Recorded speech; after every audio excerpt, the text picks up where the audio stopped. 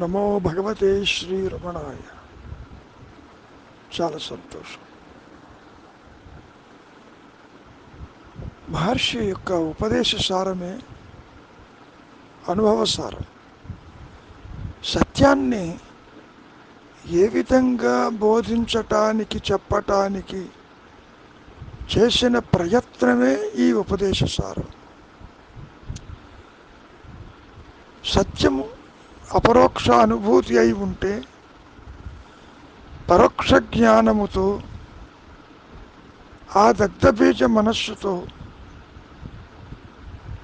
సత్యం అంటే ఎలా ఉంటుంది అనేది చెప్పడానికి ఒక చిరు ప్రయత్నమే ఈ ఉపదేశ సారం. ముఖ్యంగా మనం గ్రహించవలసింది వ్యక్తిగత అనుభవం కాదని, ఆత్మ ప్రకాశము ఆత్మకే అని,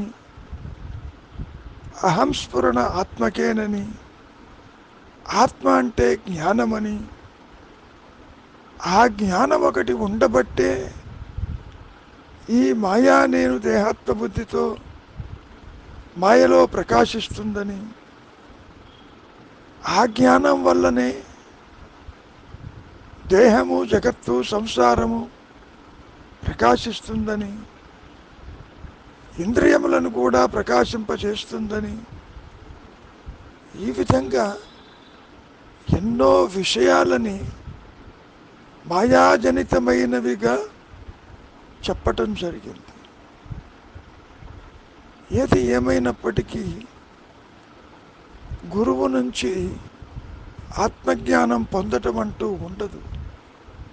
నిజానికి దాన్ని బోధించలేరు కూడా. మరి ఇక్కడ బోధించేది ఏమిటి అన్నప్పుడు, మాయలో మీకు తెలిసినది లేదు, ఉందేమో చూడు అనేటువంటి దృష్టి కోణంతో చెప్పినవే ఈ ఉపదేశిస్తారు. సరే, ఈరోజు 18వ శ్లోకం రమణ మహర్షుల వారి యొక్క ఉపదేశాలలో ఏముందో చూద్దాం. వృత్తయ స్వహం వృత్తిమాశ్రిత వృత్తయో మనో విద్యహం మన. అంటే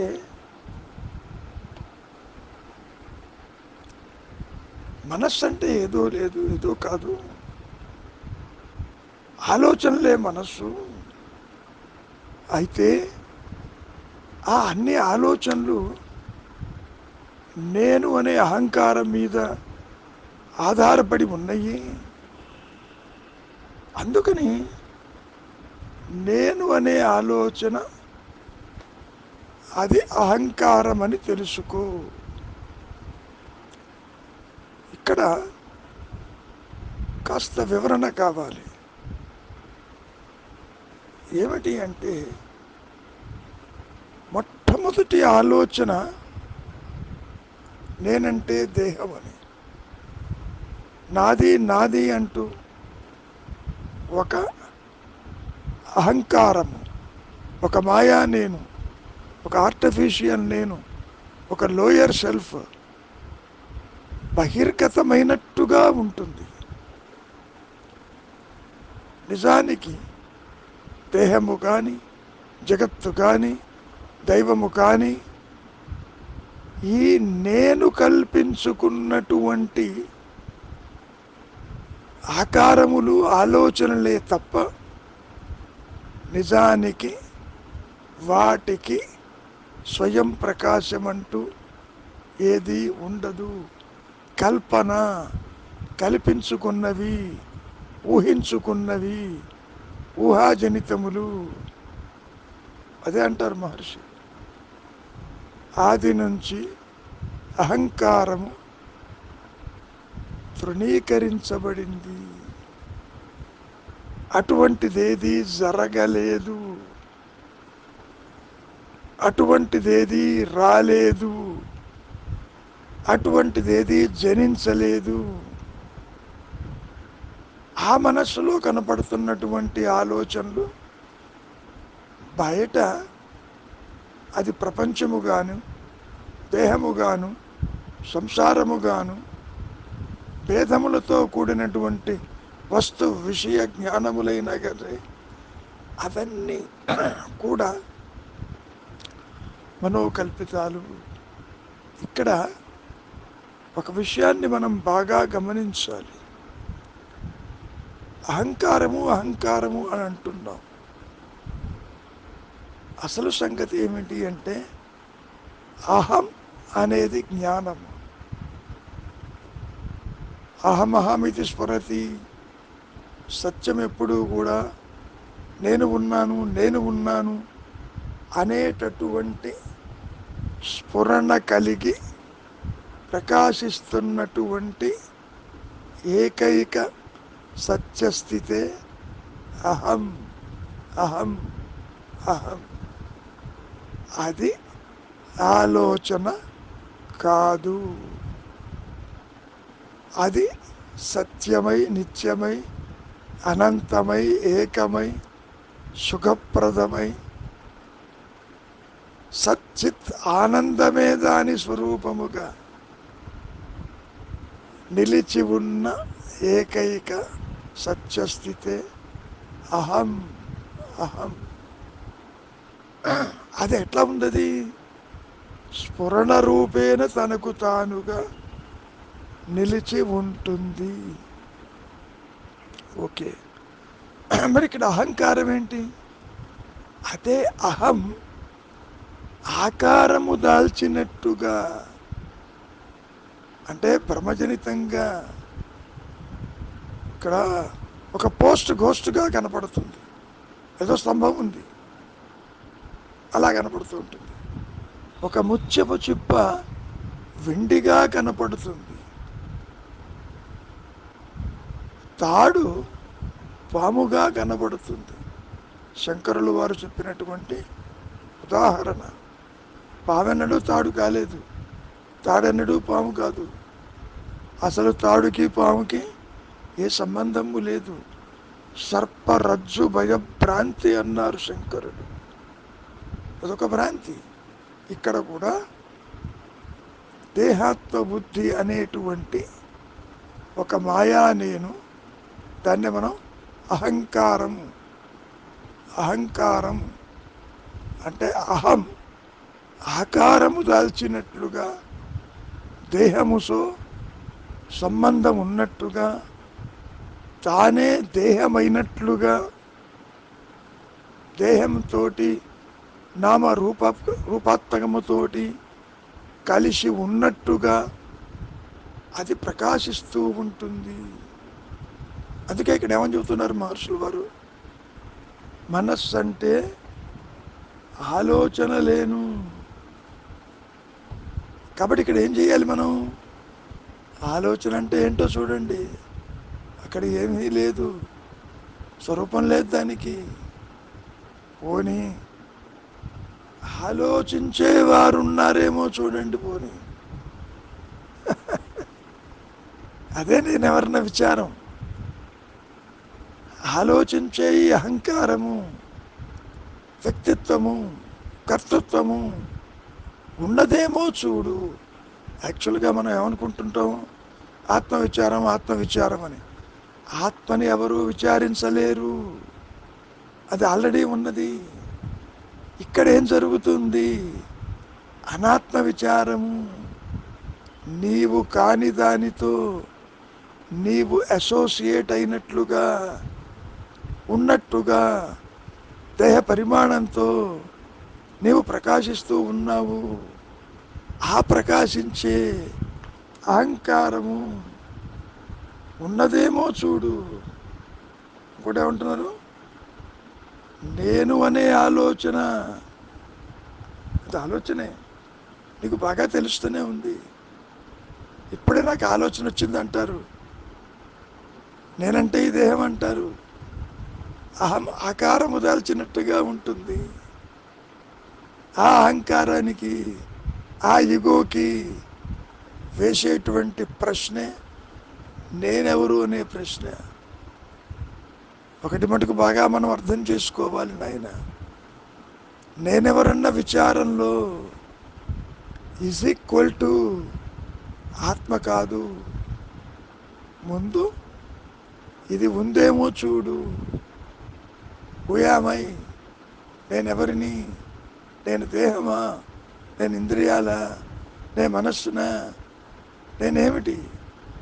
శంకరులు కూడా నేతి నేతి నేతి అంటూ నా ప్లస్ ఇది ఈ కోశము కాదు, అన్నమయ కోశం కాదు, మనోమయ కోశం కాదు, ఆనందమయ కోశం కాదు, ఇట్లా కోశాలేవి నేను కాదు కాదు కాదంటూ వర్జించగా మిగిలి ఏదైతే ప్రకాశిస్తుందో అదే నీ స్వరూపమని నీవు గుర్తించు. చూడండి, కాబట్టి నాయన ఇక్కడ అహంకారం అనేది దేహాత్మ బుద్ధితో బహిర్గతమైనట్లుగా ఉంటుంది. ఒక ముత్యపు చిప్పలో వెండి బహిర్గతమైనట్లుంటుంది. వెండికి ఆధారం అదేను, కానీ అది భిన్నము. ఇక్కడ కూడా దేహాత్మ బుద్ధి, అహంస్ఫురణ ఒకటి ఉంటేనే ఈ దేహాత్మ బుద్ధి, ఈ వ్యక్తిత్వము, ఈ అహంకారము బయటికి వచ్చిందని తెలుసుకో. ఈ అహంకారం మీద ఆధారపడి ఈ మనస్సు అంటే ఏమిటి? ఆలోచనలు, వాసనల వల్ల ఆలోచనలు, కర్తృత్వం వల్ల ప్రారంధ కర్మలు, ఇట్లా ఇవన్నీ ఏర్పడుతున్నాయి. కాబట్టి నాయన నేను అనే ఆలోచన అహంకారం అని తెలుసుకో. ఆలోచనే అది. ఆలోచన లేకపోతే, ఆలోచన జనించకపోతే దేహము కానీ, జీవుడు కానీ, జగత్తు కానీ, ఈశ్వర భావన కానీ, జనన మరణాలు కానీ ఏమీ ఉండవు. మరి ఏముంటుంది? నేను ఉన్నాను అనేటటువంటి అహంస్ఫురణే మిగిలి ప్రకాశిస్తుంది.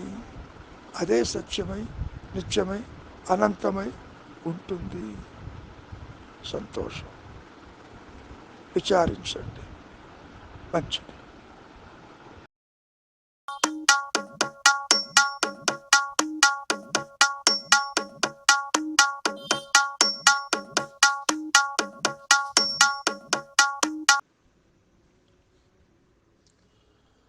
ఓం నమో భగవతే శ్రీ రమణాయ. సంతోషం. రమణ మహర్షులు వారి యొక్క ఉపదేశ సారమే అనుభవ సారం.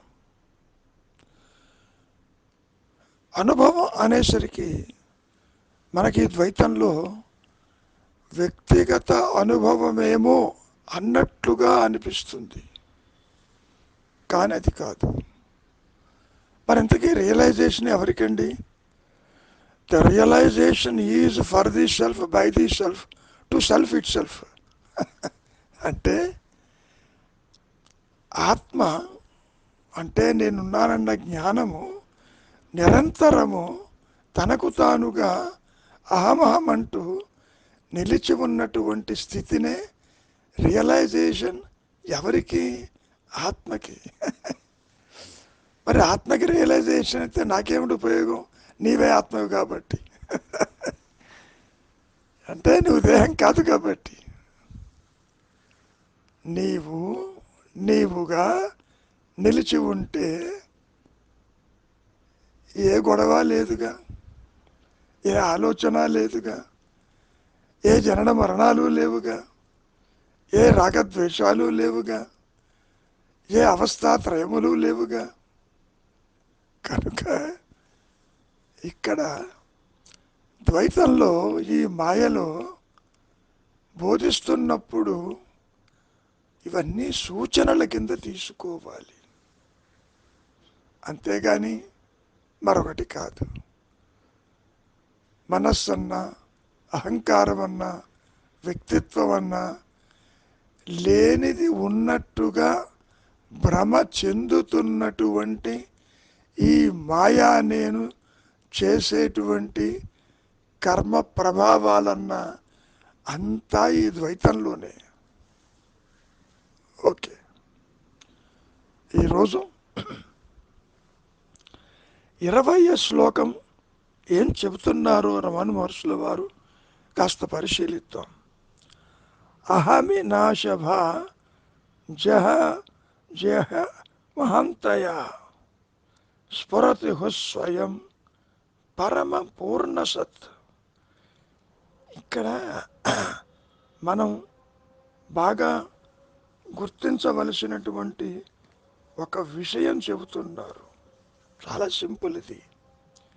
ఎప్పుడైతే ఈ అహంకారము నాశనమైపోతుందో అప్పుడు ఆత్మ అనంత ప్రకాశమై దానంతటా అదే నేను నేను అంటూ ప్రకాశిస్తూ ఉంటుంది. అది అయితే వచ్చిన సమస్య ఏమిటి అంటే, ఎందుకని సమస్య అంటున్నాము? వారు చాలా తేలిగ్గానే చెప్పారు. ఏమిటిది? ఈ అహమిక నాశమైనప్పుడు అంటే ఏంటి? లేనిది ఉన్నట్టుగా కనపడుతున్నటువంటి ఈ అహంకారము లేకపోతే అది అప్పుడు ఉన్నానన్న జ్ఞానమే ఉంటుంది. సామాన్యంగా ఇది ఒక అజ్ఞానం అనుకుందాం, ఇది ఒక చీకటి అనుకుందాం. చీకటి తొలగిపోతే ప్రకాశం వస్తుంది అన్నట్లుగా అనిపిస్తుంది. నిజానికి మహర్షుల వారి వాక్కుల్లోనే అజ్ఞానమే లేదు, చీకటే లేదు, దేహాత్మ బుద్ధే లేదు, అహంకారమే లేదు. కానీ నీవు ఉందని అనుకుంటున్నావు కాబట్టి అటువంటి లేనిది ఉన్నట్టుగా ఉన్న భావన లేనప్పుడు అక్కడే స్వరూప జ్ఞానము, నేను ఉన్నాను అన్న అహం స్ఫురణతో అది ప్రకాశిస్తూ ఉంటుందని సూచించటం. నిజానికి అందరికీ తెలిసిన విషయమే, వెలుగు వస్తే కానీ చీకటి పోదు. సూర్యుడి దగ్గరికి వెళ్తారు, నీవు తిమిర సంహారుడివి, చీకటిని తొలగిస్తావు అని మీరు అన్నారనుకోండి, వెంటనే సూర్యుడు ఏమంటాడు? చీకటి అంటే ఏమిటి? నేను తొలగించటం ఏమిటి? నాకు అన్యంగా చీకటి ఎక్కడుంది? నేనుగా ప్రకాశిస్తూనే ఉన్నాను, నాలో చీకటి లేదు, నేను తొలగించడం ఏమిటి? కానీ ఈ భూభ్రమణంలో రాత్రింబగళ్ళు ఏర్పడుతున్నాయి కాబట్టి అదిగో ఈరోజు చీకటిగా ఉంది, సూర్య భగవానుడి వల్ల వెలుగొచ్చింది అనేటువంటి భావన ఈ మాయలో, ఈ భ్రమలో మాత్రమే అది ప్రకాశిస్తూ ఉంటుంది.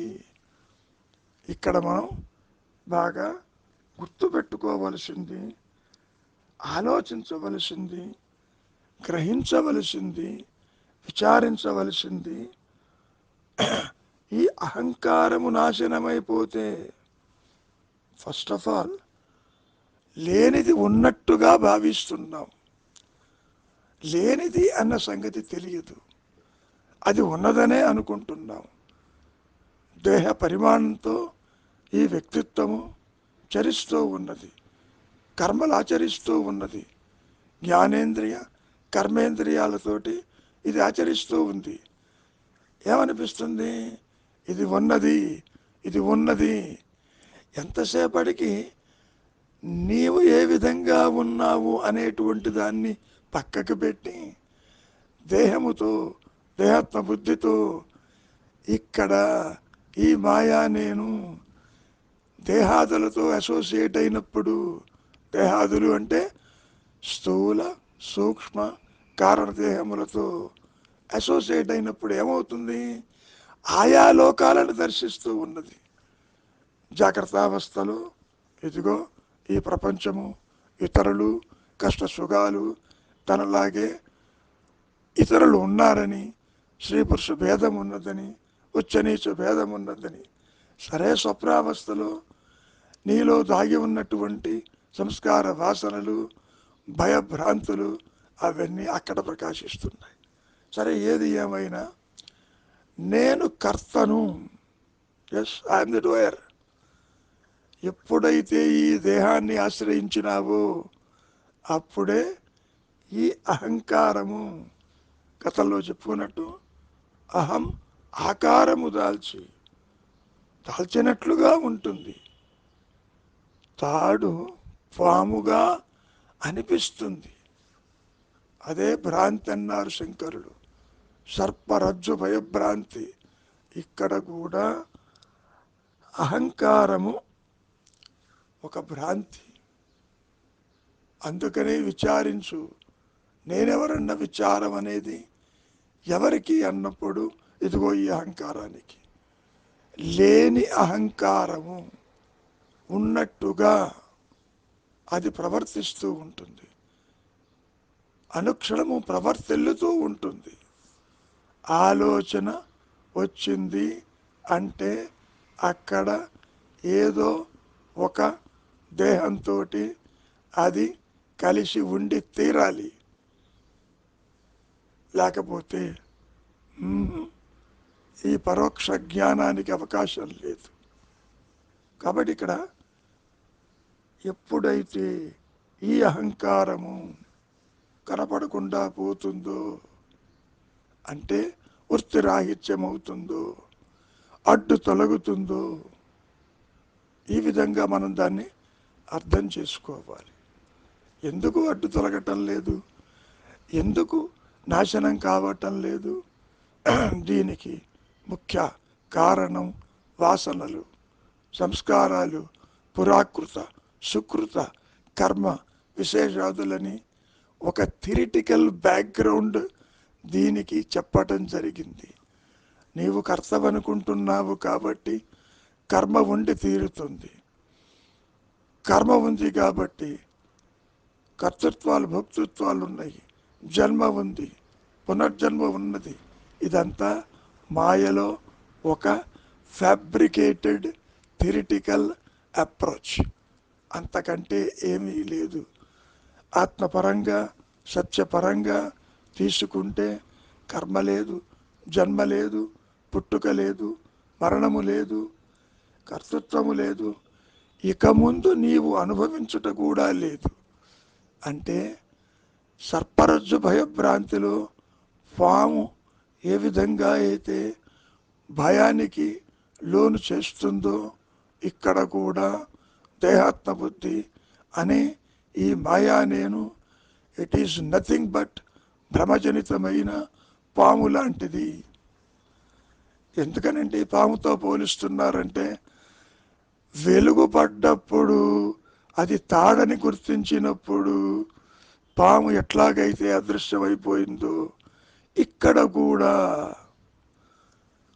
స్వరూప జ్ఞానము ప్రకాశించిన స్థితిలో ఈ అహంకారపు ఛాయలు కానీ, మూలము కానీ, దాని యొక్క ట్రేసెస్ కానీ, జగత్తు కానీ, జీవుడు కానీ, ఈశ్వరుడు కానీ, నీవనుకునేది ఏదైనా కానీ, బంధాలు కానీ, మోక్షం అన్నటువంటిది కానీ, స్వర్గము కానీ, నరకము కానీ, అవన్నీ నీ మానసికాలే. ఏ ఒక్కటి నిలవదు, అంతా అదృశ్యమైపోయి ఉంటుంది. నేను ఉన్నానన్నటువంటి జ్ఞానమే మిగిలి ప్రకాశిస్తూ ఉంటుంది. అంటే టు సమప్, ఇది పోతే అది వస్తుందని ద్వైతంలో చెప్పుకోవటమే. అజ్ఞానం పోతే జ్ఞానం వస్తుంది. ఇప్పుడున్న ఆలోచనలు లేకపోతే నీవుగా నిలిచి ఉంటావు అని సూచించటం. నిజానికి అనుభవపూర్వకంగా చెప్పేటటువంటి సత్యం ఏమిటి అంటే వెలుగుతోనే చీకటి పోతుంది, స్వరూప జ్ఞానముతోనే మనం గోలపెట్టే అజ్ఞానం అనేది అంతరించిపోతుంది, అదృశ్యమైపోతుంది.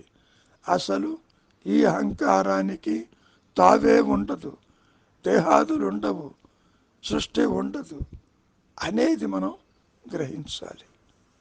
చాలా సంతోషం. విచారించండి. లేనిది ఉన్నట్టుగా భావిస్తున్నారు కాబట్టి మౌనమే శరణ్యం. మౌనానికి మించిన మరొక మార్గం అంటూ ఏదీ ఉండదు. మౌనం మార్గం అనుకుంటే మార్గమే. ఎంతకాలమైనా నిశ్చలంగా ఉండటానికి చేసే ప్రయత్నమే సాధన. మంచిది. శుభం.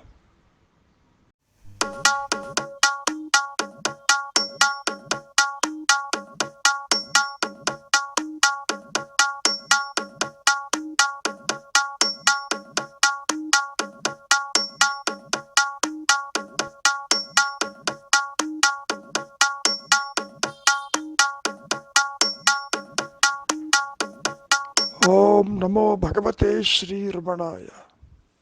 చాలా సంతోషం నాయన.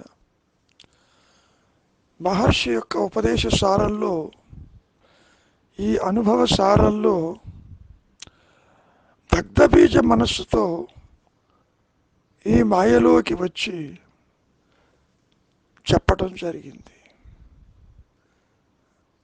ప్రతిసారి ఇదే విషయాన్ని ప్రస్తావిస్తున్నాను. వ్యక్తిగత అనుభవం కాదు. వ్యక్తిత్వం ఉన్న చోట సత్యం ఉండదు. సత్యం ప్రకాశిస్తున్న చోట ద్వైతము, వ్యక్తిత్వము, పరిమితత్వము ఇది ఉండదు. అంటే ఇంకా చాలా సింప్లిఫై చేస్తే, వృత్తులు ఉన్న చోట జ్ఞానము ప్రకాశించదు. జ్ఞానము అంటే స్వరూప జ్ఞానము. వృత్తులు అంతరించినప్పుడు అక్కడ జ్ఞానమే సహజమై, సిద్ధమై, నిత్యమై, అనంతమై ప్రకాశిస్తూ ఉంటుంది. మరి ఎట్లా కమ్యూనికేట్ చేయాలి? How to communicate? ఈ మాయలో ఏ విధంగా చెప్పాలి? కనుక ఎన్ని రకాలుగా చెప్పినా మనం ఒకటి బాగా అర్థం చేసుకోవాలి. అది దేహాత్మ బుద్ధితో చెబుతున్నది కాదు. ఈ దేహము నీవు కాదు, ఇంద్రియాలు కాదు, మనస్సు కాదు, బుద్ధి కాదు, ఏది కాదు. మరి జ్ఞానం మాట్లాడదు కదా. నిజమే, జ్ఞానం మాట్లాడదు, తనకు తాను తనలోనే ఉంటుంది. ఆ విషయాన్ని ఈ సాధకులు నిశ్చల స్థితికి వచ్చి వృత్తిరాహిత్యమై అహంకారము కోల్పోతేనే కానీ తెలియదు. ముందు దీన్ని వదులుకోవటానికి ఇష్టపడాలి. వాసనా ప్రభావం వల్ల అమ్మో ఇది వదులుకుంటే ఏమైపోతుందో నా గతి అని అహంకారాన్ని పట్టుకుని వేలాడుతూ నీవు ఎన్ని కర్మలు చేసినా, ఎన్ని పూజలు చేసినా, ఎన్ని పునస్కారములు చేసినా, ఎన్ని యాత్రలు చేసినా the result is a big zero. ఇదేమిటండి, మంచి పనులు చేస్తే కూడా జీరో అంటున్నారేమిటి? స్వప్నంలో ఆహారము తింటే నీకు కడుపు నిండుతుందా?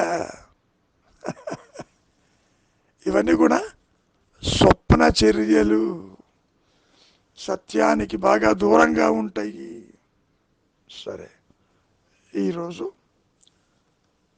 మహర్షి చెప్పిన ఉపదేశ సారంలో 21వ శ్లోకం ఏమిటో కాస్త పరిశీలిద్దాం. ఇదమహం పద భిఖ్యమన్వహం అహమిలీనకే పెలయ సత్తయ్య. చాలా సింపుల్గా ఉంటుంది. ఎన్ని రకాలుగా ఎన్ని మాటలతో చెప్పినప్పటికీ మనస్సు చుట్టూనే, వ్యక్తిత్వము చుట్టూనే, ఆలోచన చుట్టే ఇదంతా తిరుగుతూ ఉంటుంది. అంటే ఇక్కడ నేను అనే కర్తృత్వ భావము కలిగిన అహం ఆత్మతో లీనమైనప్పుడు నశింపు లేని ఆత్మ దానంతటదే ప్రకాశిస్తూ ఉంటుంది. ఇది మనకు కాస్త మింగుడు పడని ఒక స్థితి. ఎందుకంటే నాయన, అహంకారం నష్టమైతేనే కానీ ఆత్మ ప్రకాశం అని మహర్షి వచించటంలో అంతరార్థం, అంతర్గతం ఏమిటంటే, ఒకటి బాగా గుర్తుపెట్టుకోవాలి. కార్యాకారణ సంబంధాలు ఉంటాయని గ్రహించకూడదు. ఇది కొంచెం ఇబ్బందిగా ఉంటుంది. ఎందుకనంటే, నేను ఉన్నానన్న స్థితిలో, అంటే అహమహమని అహంస్ఫురణ స్థితిలో ఈ వ్యక్తిత్వము తల ఎత్తదని, ఈ రెండుకి కార్యాకారణ సంబంధాలు ఏవీ లేవని గ్రహించాలి. ఇది చాలా ముఖ్యమైనది. అంటే చాలామంది ఏమనుకుంటారంటే, మౌనంగా ఉంటే అది ఆత్మస్థితి. మౌనంగా ఉంటే ఆత్మస్థితి కాదు నాయన. అందుకే అంటారు ఒక చోట మహర్షి, there is a neutral ground. Neutral ground అంటే అక్కడ నిద్ర కానీ, కల కానీ, మెలకువ కానీ, ఆత్మ ప్రకాశము కానీ లేనటువంటి స్థితి ఒకటి ఉన్నది.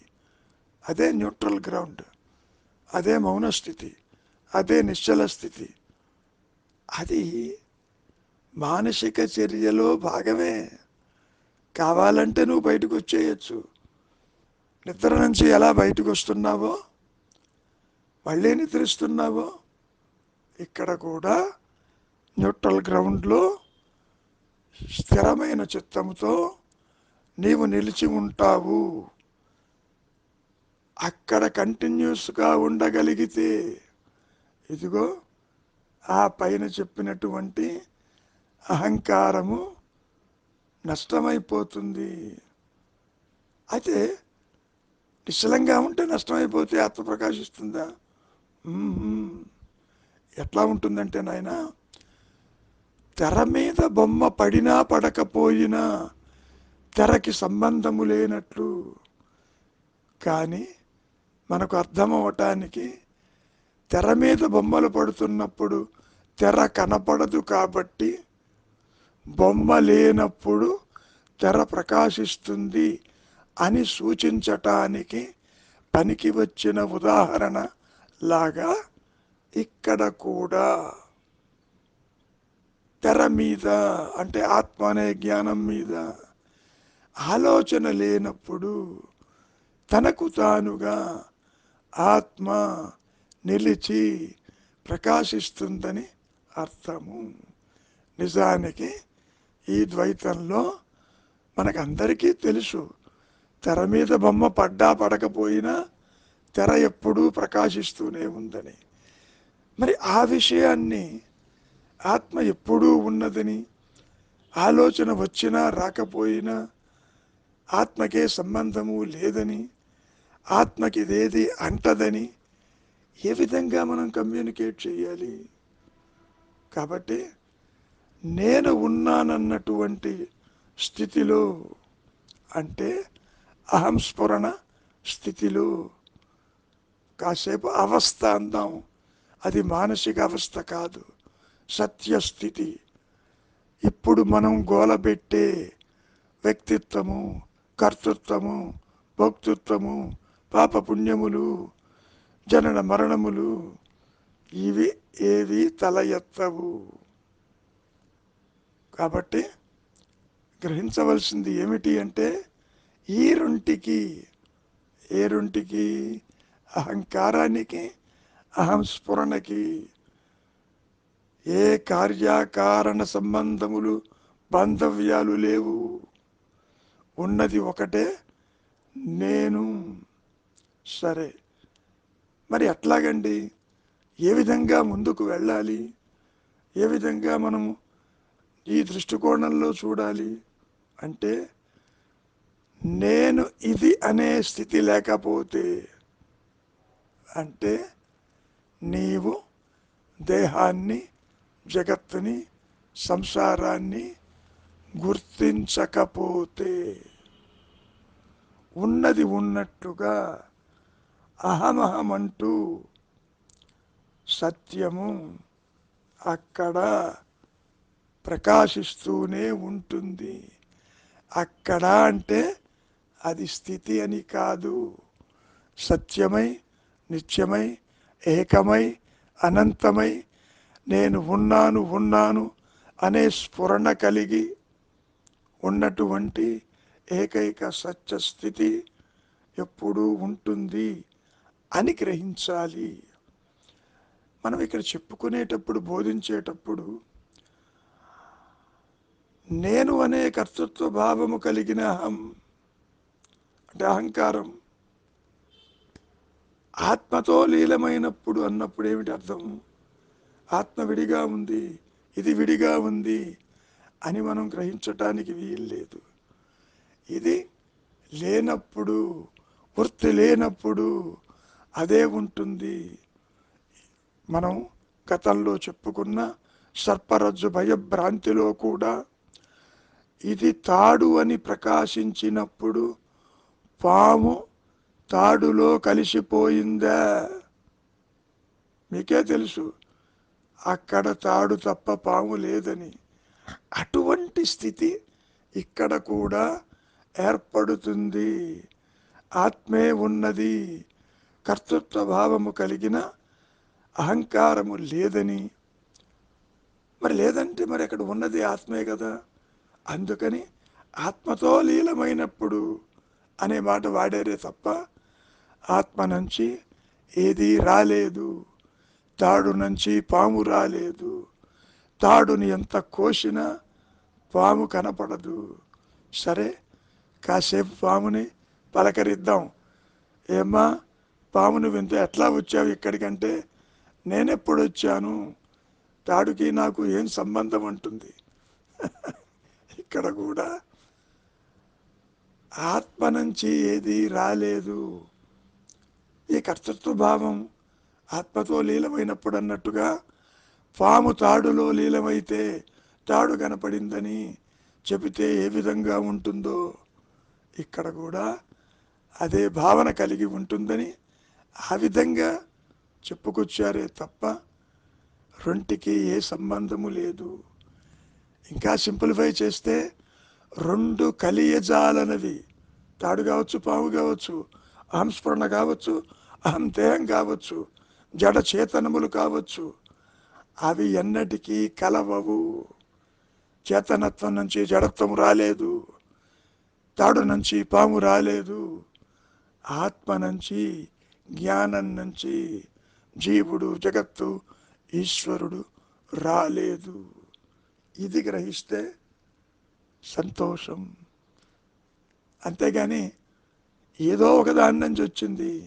ఒకసారి మహర్షిని ఇదే ప్రశ్న అడిగారు, పూర్ణమైన జ్ఞానం నుంచి ఈ దేహాత్మ బుద్ధి ఏ విధంగా వచ్చిందని. నిశ్చలమైన మనస్సుతో, నిర్మలమైన మనస్సుతో నిలిచి ఉన్న వారికి అట్టి ప్రశ్న రాదు. పోని వచ్చిందేమో చూడు, అక్కడేమీ లేదు.